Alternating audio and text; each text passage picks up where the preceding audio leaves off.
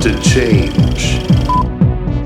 Hi, I'm Des Dolly, one of the co-creators and the showrunner of Dimension 404. We invited the RocketJump Film School down to set to take a look behind the scenes and see how we blend both practical effects and digital visual effects together to create some of the weird, wild, wacky, fantastical creatures that populate Dimension 404. Good morning. Oh, Jesus Christ!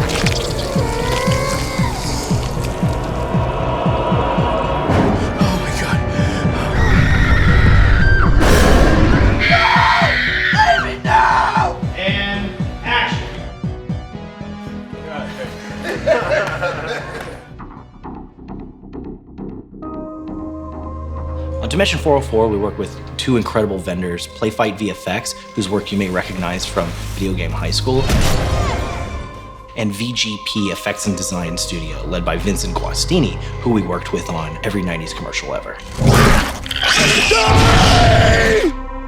So in Dimension 404, the creature design was a constantly evolving process. You know, it obviously wasn't finalized in the script. We go through the concept art phase. We worked with a lot of different vendors to design all this concept artwork. We started with a design firm called ASC, who did the original panels that we used to sell the show. And then after the show was picked up, we worked with Kevin Senzaki, who did a lot of additional work for us. In the case of Polybius, and as it was with all the characters and creatures in the show, we went through many iterations of concept art. Until you come to an agreement, you find something that both works in the context of the story and in the budget. That was the final design we signed off on. You call it VGP, and they move forward with the execution and construction of the practical creature. Okay, we now have to achieve the impossible, and we've only got 6 to 10 weeks to do it. So one of the great benefits of working with Vincent Guastini and the folks at VGP is they're right down the street from us. So we could go over and take a look at, say, for example, the Bob and Polybius creatures to give the directors an idea of what it looks like from all angles, how it'll photograph, if you need to make any scale adjustments. We're taking a look at Bob, the giant meat monster, for our episode. And Josh is the man who's responsible for sculpting Bob. And a few iterations, but just getting the texture right. And we're going to check out the eyelid and everything and make sure that we're good to go, because you don't want them to have to redo stuff after they've done the mold. I think the shape and everything is great. I think the general idea. We rounded it off and brought in all these forms down there, so it wasn't so square, you know? To kind of finalize this is just to see how it's actually going to look with that shape in there. Right? That's what I'm getting at. Yeah. And it's flush with this, but there's no lid. No work. Awesome. All right, thanks, guys. And that's just a natural part of the process, coming to an agreement on how this is going to function, and you constantly iterate until everyone agrees upon what that final three-dimensional design looks like. And more importantly, how are you going to put this creature in front of a camera? You know, it comes down to sheer pragmatism. In Polybius' case, we knew we wanted that 80s man in rubber suit aesthetic. In this case, we did a light latex with a fiberglass that's attached to a helmet. You have this big mass, so you couldn't really make it out of a lot of heavy materials. So all the muscles are kind of sculpted out of foam and then attached to a main spandex suit. Doug Tate, who plays the monster, is actually quite thin, so anything he's doing motion-wise is transferred throughout all the layers. So a lot of people equate visual effects to post-production. It was very imperative for us to bring Playfight VFX down during the first week of pre-production. Here we are. This is the first official day of production meetings on Dimension 404. We are doing what we call a page turn with Playfight, our visual effects vendor. And we're going through all 6 scripts line by line, picking out each and every effect, folding them into the creative conversation, and talking about how we're just going to pull some of this stuff off, whether it's practical, visual, what have you. The goal being getting everyone on the same page. So take a look. When you say things are glowing, is that a VisFX thing? Is that a practical thing? As far as anything on people, ideally it's something that we do and probably would have to be enhanced. Every single visual on screen is determined if that's a visual effect or a practical effect. And if it's a blend of the two, exactly how and where the baton is handed off. If there's a visual way to art direct a decent enough contrast between the players and like the environment, then we can post-process the environment quite significantly after the fact. The more you can do on that practically away from this part, if it's just like a smaller element up here, and if it's on like extremities, color-wise it just needs to be different enough that you just pull from it. That you can augment it. Okay. So now the meetings are over, it's time to go shoot some monsters.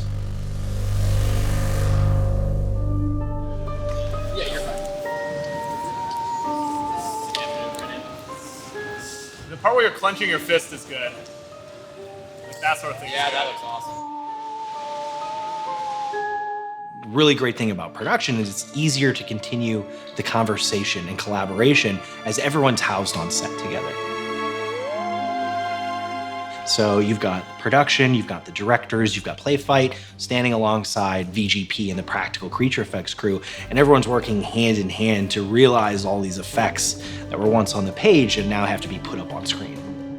So what we're doing is we're covering the background with green screen as much as possible, and we're going to be adding a digital 3D version. So that's what we try to do here, try and give a good blend in terms of effects work, of doing the best look for close-ups and practical stuff, and also have the ability to go scale-wise into big, huge. It's supposed to be a giant meat cube, so it'll be 20 feet by 20 feet by 20 feet. Doing it this way, hopefully, we get best of both worlds. Does that help you understand? Let's try a different approach. So there's a moment in Polybius where Andrew opens his locker and finds the corpse of his friend Dennis. So this is one of those instances where we do this really clever blend of practical and visual effects.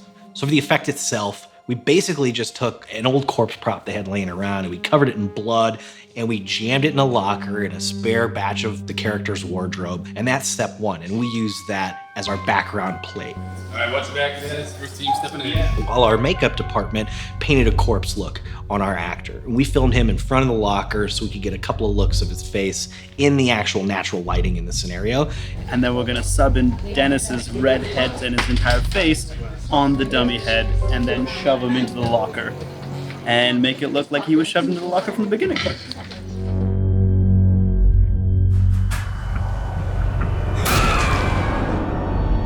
So now with Polybius in the can, we've got all our practical creature effects footage, and we send that all up to Playfight, where with just a tiny bit of sweetening is really brought to life with some simple compositing and in 3D effects trickery.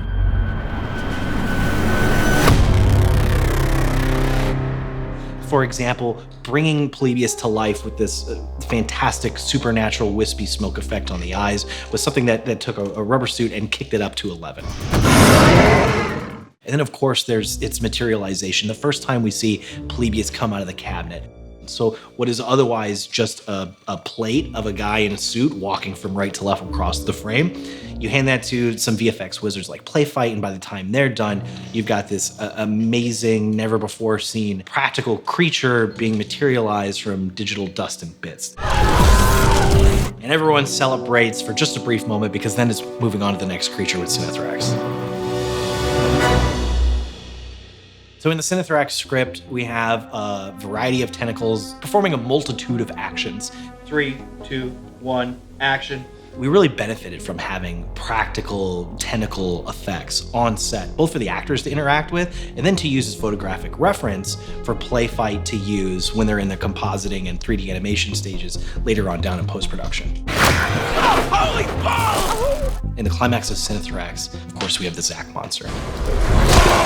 And the idea being we knew Zack's face would morph and he would birth this tentacle from within. How do you pull something off like that? Yet again, we had to rely on a blend and a collaboration between practical effects and CG. So the first is just the actor himself, stage 1 in his traditional makeup. Stage 2 would be the reveal of the tentacle itself that we could shoot in close-up for photographic reference. VFX is clear, thank you. This guy right over here is the Theta. This is one of my favorite toys in the VFX world. Basically what it is we keep it inside the room and we shoot in HDR, that's high dynamic range. It's something that's a little bit dark, something that's properly exposed, something that's a little bit light. And it gives us a reference as to where all the lighting sources are in a three-dimensional image. Now what that does for us is that when we have to computer generate the tentacles is now living inside that world, but where are the light sources? If the light source is here, this side is going to be brighter and this side is going to be darker, right? So we use this device over here to capture the image of where all the primary light sources are and how it would affect this computer-generated object in this real-world situation. The stage 3 was the actual tentacle having birthed from his mouth. So that was an appliance designed and applied by Vincent Guastini on set.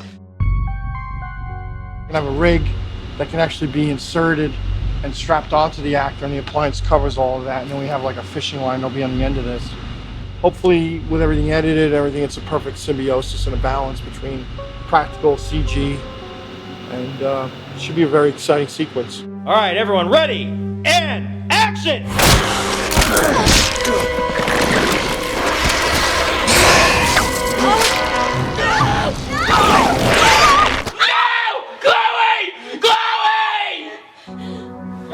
Good job.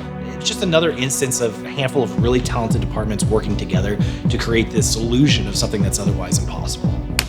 So I genuinely think there's a massive benefit to blending practical and CG creature effects, and that one department can make up for the other shortcomings. CG can pick up where practical leaves off, and vice versa. Filmmaking is all an illusion. There's nothing real about what we're trying to create here. And when you're creating all of these wonderful, impossible, fantastical worlds and creatures, it really takes that kind of collaboration. And that goes the same for every department. I genuinely couldn't be more excited about and proud of the work that all of these talented artists and craftsmen have put on screen. And it looks absolutely incredible. I hope you guys enjoy it. Thank you very much for tuning in. Now, why did I say tuning in? It's not television.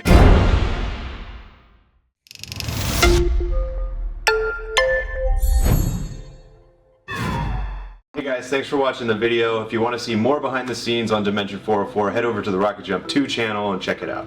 And for those of you who do have Hulu, the entire show is now out. If you don't have Hulu, you can sign up for a free 30-day trial and binge the entire show for free. What more can you ask for? Good.